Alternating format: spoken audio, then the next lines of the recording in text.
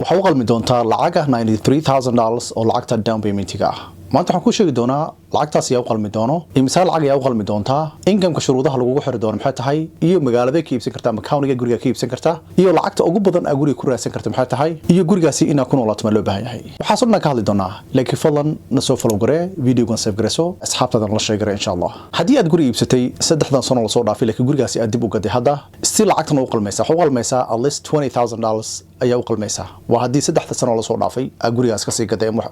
arana waxa ku dhaca gurigaasi laakiin shuruuda kugu xiraa kale waxa tahay kugu xiraa waxa loo yaqaano 80% AMI waxa la jira area minimum income ay kugu xiri doonaa shuruud kaaga doonta taana ku sharxi doonaa just 1 minute see laakiin hadda tahay the first generation of home buyers marka wada guri iibsanayso haday tahay waliga guri ku soo marin waxa u qalmaysaa lacag $93,150 oo down payment u qalmaysaa taasoo ka dhigan lacag 25% oo lacagta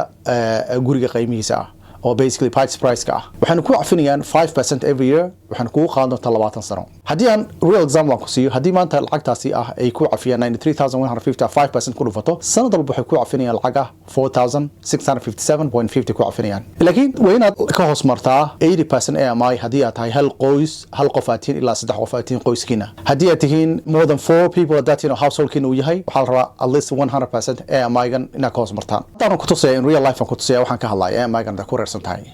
so shashada ka arkaysa hadda shashada ka arkaysan hadda tahay qoyskiina 3 qof u yihiin aad tagto 80% aad tagto waa $93,800 kama badan kan income-kiina laakiin hadda tihiin 4 qof aad tihiin waxa ka badan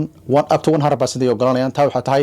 $132,400 ay ogolishin shashadan saarkaysan screenshot ka qaadan doontaa waxa kale shuruudahaas kamid ah hadda oo laga rabo inaad buuxiso qof walba oo rabo guri inuu iibsado unless we know jira 18 years we know jira haduu even cosigner uu ku noqonayo unless minimum 18 years inuu jira way so qof walba guriga iibsanayana inuu ku noolaado waa khasab waxa kale shuruudaha kamid ah guriga aad iibsanayso inuu ka badan karin $372,600 oo kaliya aad ka iibsan karto Ramsey County so waxa kale kamid ah shuruudaha kamid ah gurigaasi lacag waa ina awoodaa inaad bixisaa 1% oo qiimaha aad ku iibsanayso hadii guriga ka soo hadlaynay oo badnaan aad ku iibsan karto waa $372,600 1% aad kugu dhufto waa $3,726 wayna adiga jeebkaada ka imaan kartaa waxa kale shuruudaha kamid ah waa inaad soo qaadatay koosaska loo yaqaano the first time home buyer course iyo advising-ka inaad soo qaadatay haddii aad soo qaadanin meel laga qaataa garanaynin kuba waxa jira course online ka qaadan karto aduu gurigaada joogo shashada ka website-ka waxa loo yaqaano framework homeownership.org halkan ka arki doontaa laakiin haddii aad rabto meel aad dadka ka caawiyo waxaas inaad ku wareerta ka cabsanayso waxa aadi kartaa kuwa loo yaqaano African Development Center ayaga ka soo qaadan kartaa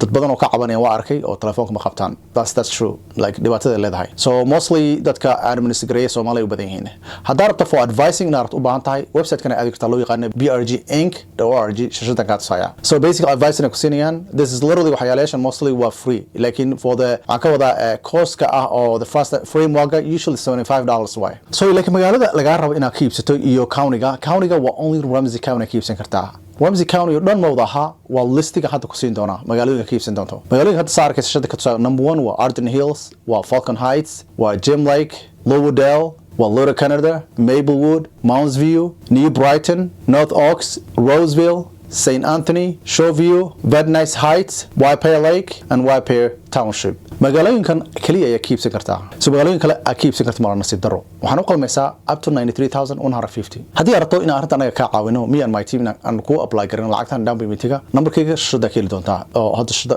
ka arkaysaa fadlan la soo follow gareeye channelka waxaan rabnaa ilaa 100 kun gaarsiin intaas waxaan ugu sameeyay asxaabtadan la sheegay oo salaamiya assalaamu calaykum